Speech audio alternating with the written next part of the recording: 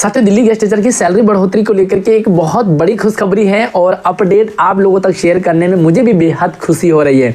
भले दिल्ली सरकार guest teacher की 7-8 साल से सैलरी नहीं बढ़ा रही है और नहीं बढ़ाना चाहिए, भले शिक्षा विभाग इस पर कोई ध्यान नहीं दे रहा, लेकिन अब शिक्षा विभाग भी हाथ जोड़ के सैलरी बढ़ाएगा और दिल्ली सरकार को भी नाक रगड़ कर सैलरी बढ़ानी पड़ेगी। चलिए सीधा अपडेट पे ले चलता हूं। उससे पहले पसंद आएगा आपको तो वीडियो लाइक कीजिएगा और सभी दोस्तों को भी शेयर कर दो भाई, क्योंकि खुशखबरी है ना। बेकार की अपडेट तो शेयर होती रहती है, अब इस अपडेट को शेयर कर दो। और हाँ, चैनल पर पहली बार आए तो सब्सक्राइब जरूर कर दो। एक के बाद एक नया जजमेंट अब दिल्ली सरकार को, दिल्ली शिक्षा विभाग को और एजुकेशन डायरेक्टर को गेस्ट टीचर की सैलरी बढ़ाने के लिए मजबूर करने वाला है और जल्दी ही इसका लिखित ऑर्डर भी आपके सामने होगा। सबसे पहले आप यहां पर देखें, ये है government of NCT of Delhi, यानी कि दिल्ली को ऑर्डर किया है। दूसरा है the director of education government of NCT Delhi, यानी कि दिल्ली के एजुकेशन डायरेक्टर को कहा गया है कि भैया जल्दी से सैलरी बढ़ाइए, इसका ऑर्डर जारी कीजिए। आइए अब विस्तार से यहां पर ऑर्डर को देखते हैं। साथियों, ये ऑर्डर कोर्ट का है और इससे पहले मैं आपको बता दूं कि ये छोटा मोटा ऑर्डर नहीं है, अब ये तगड़ा ऑर्डर है। इससे पहले जो लिफो का ऑर्डर आया था वो भी कोर्ट की तरफ से आया था। इससे पहले जो मैटरनिटी का ऑर्डर आया था वो भी कोर्ट की तरफ से आया था। यानी कि सैलरी भले सरकार बढ़ाना चाहे या ना बढ़ाना चाहे, लेकिन अब सरकार को बढ़ाना ही पड़ेगा।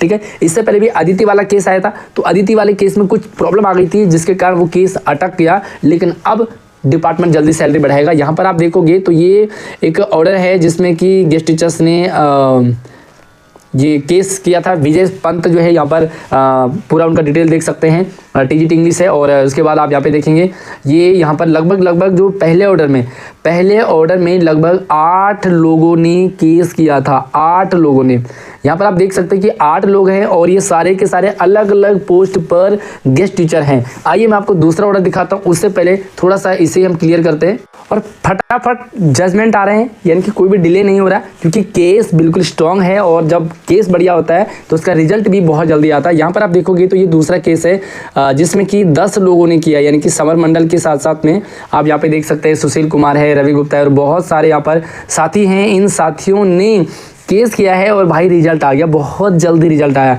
अब मैं आपको बता दूं कि ये जो केस है ना ये हाई कोर्ट में होगा और ना ही ये सुप्रीम कोर्ट में रिजेक्ट होगा, यानी कि ये तुरंत इम्प्लीमेंट में होगा। कब होगा वो भी मैं आपको बताता हूँ। यहाँ पर आप देख सकते हैं कि सारे के सारे ये गेस्ट टीचर हैं और सब्जेक्ट भी यहाँ पर लिखा हुआ है, जैसे सोशल स्टडी गेस्ट टीचर है। ठीक है, ये सारी डिटेल आपको मैंने बता दी है। तो यहाँ पर वकील कौन है और जजमेंट किसने दिया है वो भी सब आपके साथ यहाँ पर स्क्रीन पे शेयर हो रहा है, लेकिन जो मेन चीज़ है वो मैं आपको दिखाता हूँ। यहाँ पर आप देख सकते हैं कि प्रेजेंट ओए नंबर है has been filed by the 8 applicant working of guest teacher seeking common relief to the direct the respondent to pay the minimum of the pay scale as has been granted to similarly placed TGTs, यानी कि सारी लगभग TGT है। और ये थोड़ा सा language आप समझ लीजिए, मैं तो आपको क्लियर कर देता हूँ कि सैलरी कब बढ़ेगी और कैसे बढ़ेगी। जो केस है वो यहाँ पर इक्वल वर्क इक्वल पे के लिए है और यहाँ पर pay scale extended to the regular employee and grant arrear, यानी कि इसमें कहा कि एरियर भी मिलना चाहिए, एरियर भी मिलेगा और पे स्केल जो है वो इक्वल वर्क इक्वल पे मिलेगा, यानी कि सिर्फ इन 8 को और इन 10 को मिलेगा। ये भी कई बार सवाल हमारा आ जाता है, तो इसका क्या सॉल्यूशन रहेगा और इसका मतलब होगा क्या वो भी मैं आपको बता देता हूँ। यहाँ पर आप देख सकते हैं कि इससे पहले जो ऑर्डर आया था वो अदिति कुमारी के नाम से आया था, इसमें थोड़ा मिसप्रिंट है। तो अदिति कुमारी के नाम से जो केस आया था जिसमें इक्वल वर्क इक्वल पे और वो सारी फैसिलिटीज़ के रिगार्डिंग जजमेंट आया था, लेकिन उस जजमेंट में थोड़ी प्रॉब्लम आ गई थी डॉक्यूमेंट्री, जिसके कारण वो लगभग फ़िलहाल पेंडिंग में है। उसी को बिहाफ में बना करके ये केस डाला गया और इसी के बिहाफ पे एक और नया केस डाला जो कि सारा पॉजिटिव रहा है, यानी कि अब बहुत जल्दी सैलरी बढ़ेगी। लेकिन यहाँ पर कई सारे साथियों का ये भी होता है कि भाई जब तक डिपार्टमेंट नहीं मानता सैलरी नहीं बढ़ती है। कोई भी ऐसा नहीं है, क्योंकि इससे पहले क्या होता था कि दूसरे मैटर में केस आते थे, दूसरे मैटर में जजमेंट आते थे, लेकिन इस बार तो भाई डायरेक्टली दिल्ली सरकार को, दिल्ली एजुकेशन डिपार्टमेंट को टारगेट किया गया। तो अब सैलरी बढ़ानी पड़ेगी, क्योंकि इससे पहले इक्वल वर्क इक्वल पे का कोई भी केस डाला ही नहीं गया था डिपार्टमेंट के लिए। तो जब डिपार्टमेंट पर ये केस डाला है तो अब आगे क्या होने वाला है एक बार मैं आपको दिखाता हूँ। यहाँ पर सारी चीज़ें उन्होंने बताया कि जो सारे जो एप्लीकेंट हैं, जो सारे एम्प्लॉय हैं, उन्होंने सारी चीज़ें फॉलो की है, मतलब मेरिट बेस वगैरह पे एडवर्टाइजमेंट निकला था और है ना, सारी चीज़ें उन्होंने लगभग जो भी इन्होंने केस किया वो सबको 10-10 साल हो गए लगभग। तो जितने भी यहाँ पर 8 जो जिन्होंने केस किया है वो उन सबको 8-8 10-10 साल हो गए थे।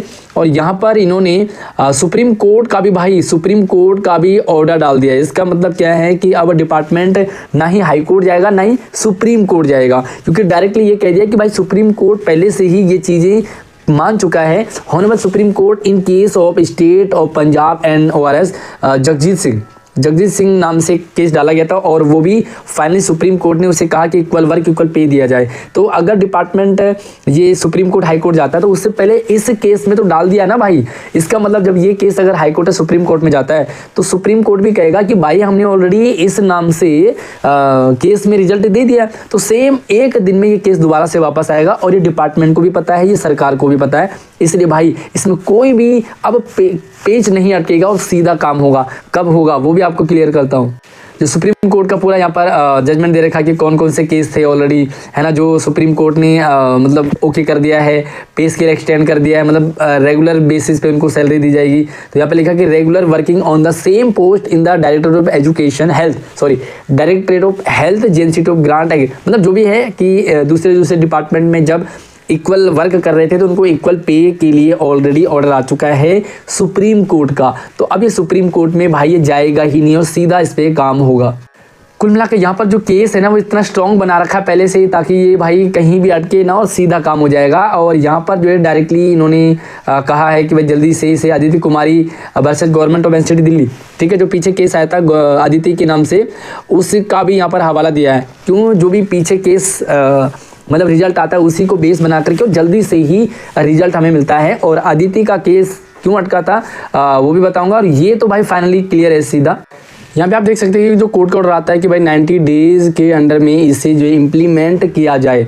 अच्छा, यहाँ पर क्या होगा कि अभी इस केस को 1 महीना हुआ है, डिपार्टमेंट अभी सोच रहा है कि इसे अप्लाई करें या ना करें, अप्लाई या ना करें।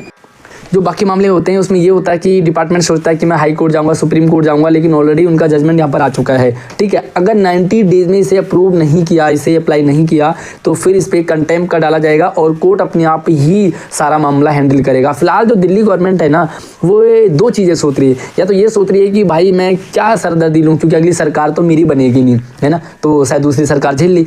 दूसरा सरकार ये सोचिए कि जो भाई कोर्ट का डंडा तो आ गया ना ऑलरेडी, इसके बाद एक और केस है जो भी मैंने आपको दिखाया, और इसके बाद धड़ाधड़ केस डाले जाएंगे, ठीक है। और बाकी साथियों को क्या करना है इसके बाद अगर आप जानना चाहते हैं तो भाई मुझे कमेंट कर सकते हैं, मुझे पर्सनल मैसेज कर सकते हैं अगला स्टेप क्या होगा, क्योंकि इसमें 8 इसमें और 10 इसमें, हालांकि सब पर अप्लाई होता है, लेकिन फर्स्ट जो है इन 8 और 10 पे अप्लाई होगा, क्योंकि इसमें एरियर की बात की गई है। तो अगर एरियर की दिक्कत आती है तो अगला एक कॉमन सा केस डाला जाएगा जिसमें कि सबके लिए ही डिमांड की जाएगी, और वो इंडिविजुअल भी कुछ लोगों के लिए भी हो सकता है, लेकिन उसमें जजमेंट तुरंत आ जाएगा, कोई भी डिले नहीं होगा।